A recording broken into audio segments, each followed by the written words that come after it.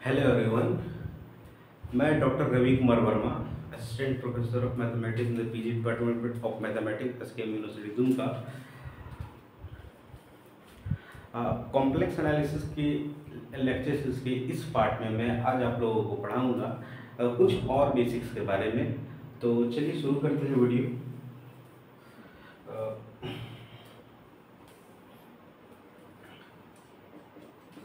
More on arguments.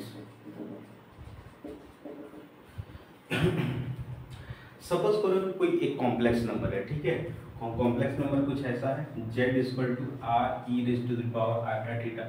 इसको हम क्या कर रहे हैं, पोलर फॉर्म में इसको लिख रहे हैं। तो अगर इसको हम ब्रेक करेंगे तो क्या होगा, आर कॉस थीटा प्लस आटा साइन थीटा। अब देखो ये लिख सकते हैं आर कॉस थीटा प्लस आटा आर साइन थीटा। मीन्स क्या हुआ, आर क्या है, मॉडुलस है, तो ये भी एक रियल नंबर है। कॉस थीटा का भी वैल्यू क्या होता है, आउटपुट हमेशा एक रियल नंबर ही देगा। उसी तरह से आर साइन थीटा और आर कॉस थीटा क्या होगा, रियल नंबर होगा। तो ये क्या हो गया, एक कॉम्प्लेक्स नंबर, ठीक है। जहाँ पे आर क्या है अगर हम इसको आर्गेन में ड्रॉ करेंगे तो आर कुछ ऐसा दिखेगा। मान लीजिए कि ये पी है आर थीटा के टर्म में, तो ये क्या हो जाएगा, आर इसका मॉडुलस हो जाएगा। और जो एंगल ये जो है ये काउंटर क्लॉकवाइज डायरेक्शन में ये थीटा, इसको क्या बोलते हैं, आर्गुमेंट, ठीक है। तो अब देखो मान लिया जाए कि अगर यहाँ पे थीटा अगर किसी एक कॉम्प्लेक्स नंबर का आर्गुमेंट है, ठीक है, तो इसके बारे में क्या कहेंगे, pi equal to theta plus 2n पाई।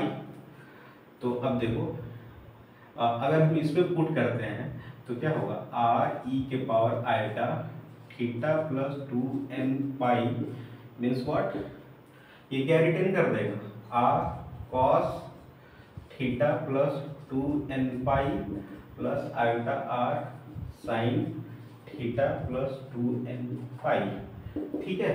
अब देखो कॉस थीटा प्लस 2n पाई क्या होता है, और वापस आ जाता है ये कॉस थीटा, फिर iota r sine theta. Means क्या हुआ, ये वापस क्या बन गया, आर ई के पावर आयोटा थीटा।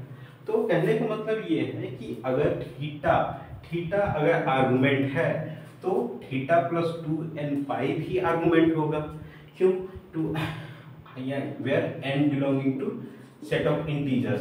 सपोज करो n इक्वल टू 1 अगर हम ले लेते हैं तो क्या होगा, 2 पाई का मतलब क्या हो गया, अगर इस लाइन को 2 पाई से रोटेट कर देंगे तो वापस ये तो वहीं पे आ जाएगा ना, वापस ये स्ट्रेट लाइन क्या होगा, यहीं पे आ जाएगा। अब फिर से नहीं कहेंगे, अब ये एंगल क्या था, इनिशियल में क्या था थीटा, एक बार पूरा मूव कर दिए 360 पे तो क्या हो गया, थीटा प्लस 2 पाई। तो थीटा प्लस 2 पाई भी तो ये आर्गुमेंट हुआ, ठीक है। तो इसी तरह से for all n belonging to integer ये क्या देगा, आर्गुमेंट देगा। लेकिन उसमें क्या है, तो इसलिए क्या ना कि अगर कोई देखो तो इससे हम पॉइंट आउट करते हैं कि argument of z equal to theta plus 2n pi where theta is this such that n belonging to integer, ठीक है। तो इसलिए हम ये कह सकते हैं कि आर्गुमेंट जो है small a r g is not a complex number but it is a multi-valued function, ठीक है। कैसे क्या हो जाएगा ये, क्या अब आर्गुमेंट ऑफ z क्या है, थीटा प्लस 2n पाई, ये n पे डिपेंड कर रहा है। n क्या हो सकता है, n क्या सेट ऑफ इंटीजर है। मान लीजिए कोई एक पर्टिकुलर कॉम्प्लेक्स नंबर की बात करेंगे, उसके लिए थीटा तो कांस्टेंट ही होगा ना, लेकिन यहाँ पे n क्या होगा, वेरिएबल होगा, n belonging to set of integer. तो ये क्या बन गया, एक फंक्शन बन गया, function of n where n belonging to set of integers. ठीक है। अगर हम इस आर्गुमेंट को स्पेसिफाई कर देते हैं for some interval t2 t plus 2 pi, ठीक है। सपोज करो सपोज करो ये किसी एक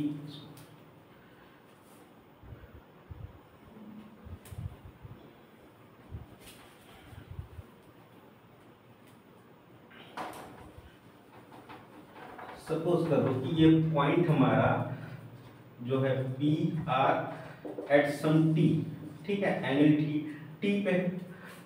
तो जो है अगर इसको 360 रोटेट करेंगे तो क्या होगा, ये टी प्लस 2 पाई हो जाएगा, ठीक है।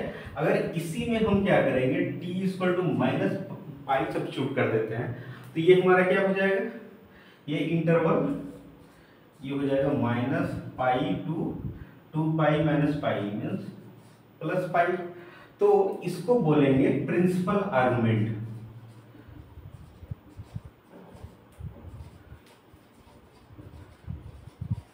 ठीक है। तो ये अगर कोई हम आर्गुमेंट फाइंड किए, फाइंड आउट करने के बाद अगर आर्गुमेंट की वैल्यू इस रेंज में है तो हम उसको बोलेंगे क्या, प्रिंसिपल आर्गुमेंट। वही अगर आर्गुमेंट कुछ इस फॉर्म में हो, थीटा प्लस 2n पाई के फॉर्म में हो, तो इसको बोलते हैं हम लोग जनरल आर्गुमेंट, ठीक है। Then there are two kinds of arguments, first kind is principal argument and the second kind is general argument, ठीक है।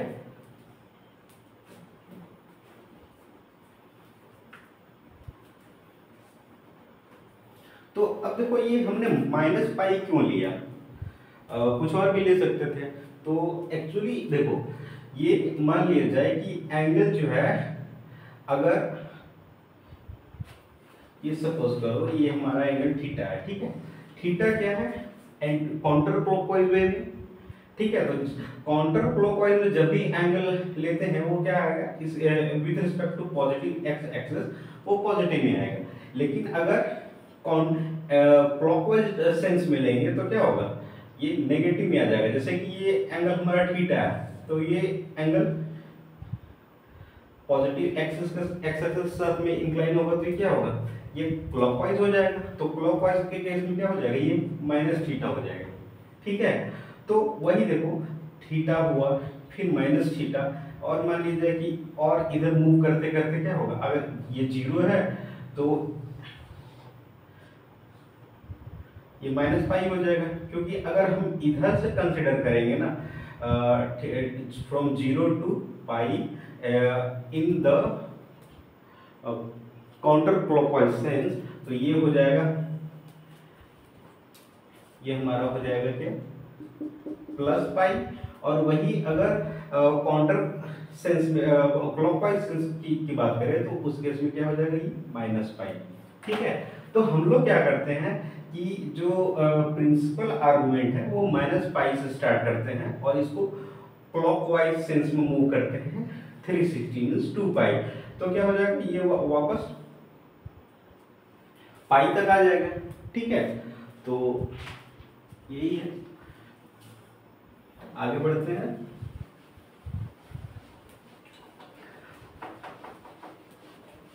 और देखो इन जनरल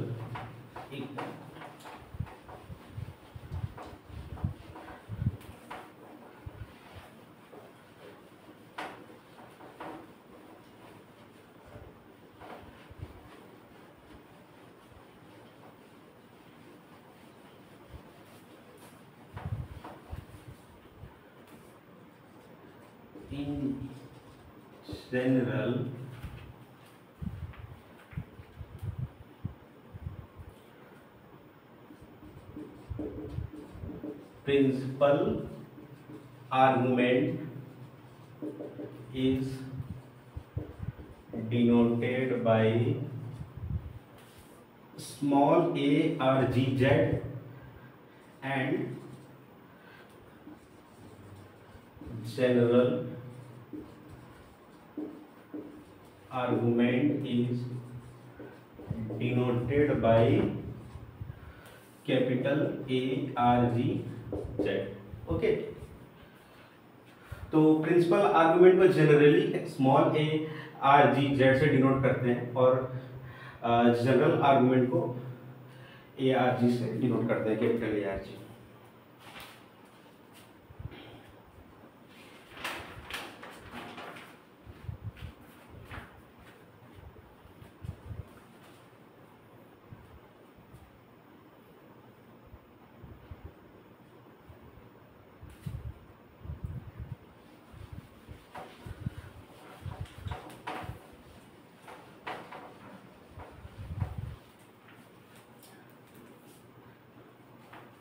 क्वेश्चन, एक क्वेश्चन देखते हैं।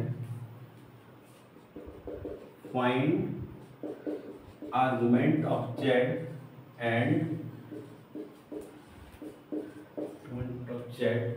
if पहला Z equal to what 1 plus iota, second one is Z equal to -1 plus iota, third one is Z is equal to 1 minus iota, and the fourth is Z is equal to -1 minus iota। ठीक है, तो इसका solution हम लोग देखते हैं।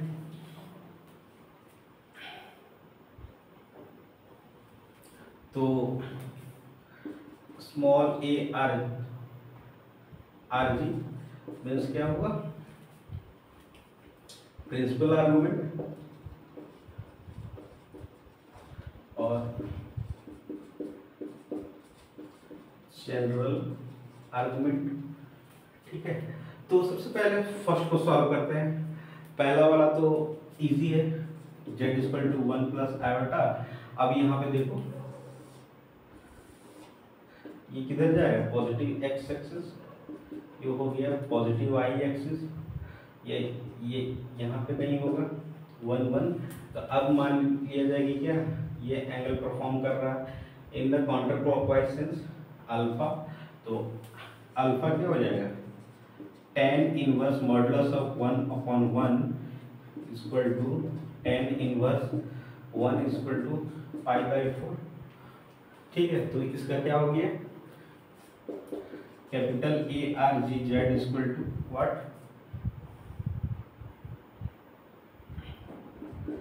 π/4, और फिर स्मॉल ARGZ इक्वल टू क्या हो जाएगा, π/4 प्लस 2n पाई। ठीक है, where n belonging to set of integers.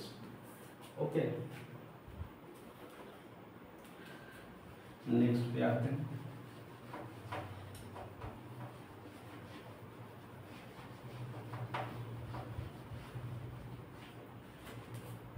Second, देखो इसमें क्या है 1 प्लस -1 प्लस आयोटा। तो अब इस केस में क्या हो जाएगा,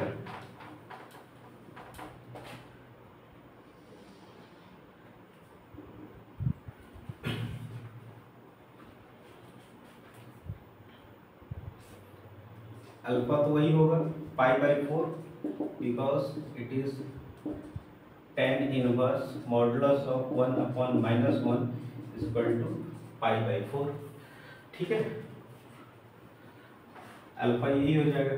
अब देखो ये एंगल की बात कर रहे हैं हम लोग, ठीक है, काउंटर क्लॉकवाइज सेंस में है। तो हम लोग क्या करेंगे, पाई में से π/4 को अल्फा माइनस कर देंगे। तो इस केस में आर्गुमेंट Z इक्वल टू क्या हो जाएगा, पाई माइनस π/4 इक्वल टू 4 3/4। ठीक है, तो इसका जनरल आर्गुमेंट क्या हो जाएगा, 3π/4 plus 2n pi, where n belonging to set of integers. ठीक है, नेक्स्ट प्रॉब्लम।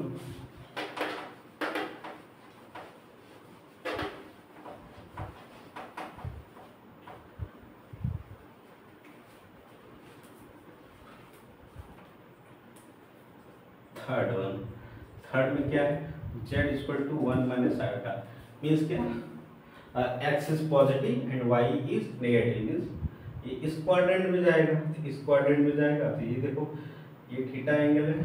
तो अब इस केस में क्या होगा, एंगल किधर क्लॉकवाइज परफॉर्म होगा ना।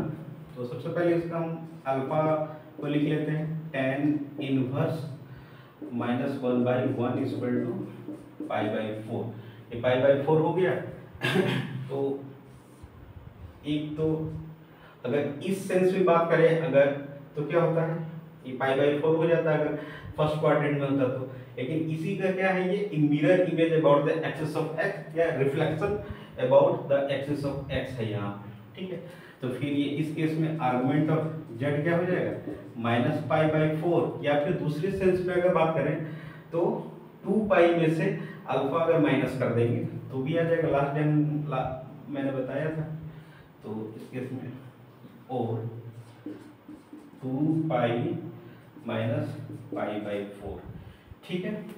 तो देयरफॉर जनरल आर्गुमेंट क्या हो जाएगा, -π/4 plus 2nπ where n belong to set of integer numbers, okay।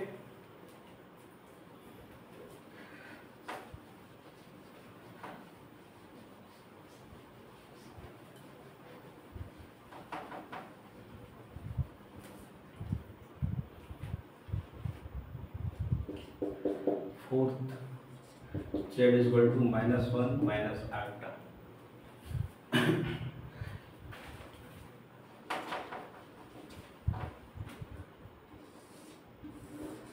ये हो गया पॉजिटिव x, ये हो गया पॉजिटिव y, ये हो गया नेगेटिव x, ये हो गया नेगेटिव y। तो x is negative, y is negative, means क्या, ये थर्ड क्वाड्रेंट में जाएगा, ठीक है। तो अल्फा तो वही हो जाएगा π/4, ठीक। देन आर्गुमेंट ऑफ z क्या हो जाएगा, पाई प्लस π/4। अगर इस सेंस में बात करें तो, अगर हम काउंटर क्लॉकवाइज के सेंस में बात करें तो क्या होगा, पाई प्लस π/4 मीन्स ये हो जाएगा π/4। अगर वही क्लॉकवाइज सेंस की बात करें तो ये देखो, ये हमारा ये एंगल है, अगर इधर से हम लोग बात करते हैं तो ये क्या हो जाएगा, ये टोटल एंगल कितना, -π हो जाएगा। क्योंकि अगर हम काउंटर क्लॉकवाइज सेंस की बात करें तो ये क्या होगा, पाई, लेकिन क्लॉकवाइज सेंस में बात करें तो ये हो जाएगा -π, ठीक है। -π में से क्या माइनस कर देंगे तो ये हो जाएगा, ये मान लीजिए अल्फा या π/4 है, तो इस केस में क्या हो जाएगा, पाई माइनस π/4, ठीक है। तो ये हमारा हो जाएगा और -π माइनस π/4 मीन्स क्या हो जाएगा, 4, ये हो जाएगा 3 मीन्स -3π/4।